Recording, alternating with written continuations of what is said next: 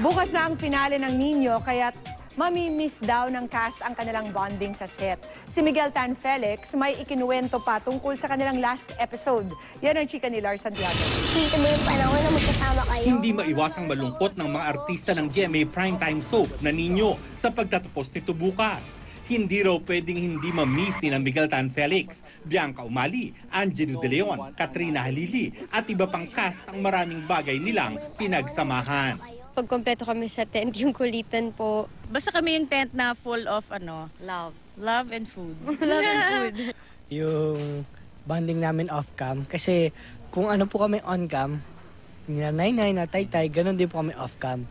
Nagpapasalamat si Miguel na dahil sa Nino ay papunta siya ngayong buwan sa Los Angeles, California. Pasalamat po dahil ako yung pinili ng GMA TV. Isa po ako sa mga pinili nilang lumipad para magbigay ng saya doon sa LA. Sa mga Pilipino po doon. Proud ang buong team sa tagumpay ng Nino. Kaya hindi raw nila bibiguin ang mga manonood dahil napakaganda ng ending ng kwento. Halong nakakaiyak, nakaka-touch, nakakatuwa.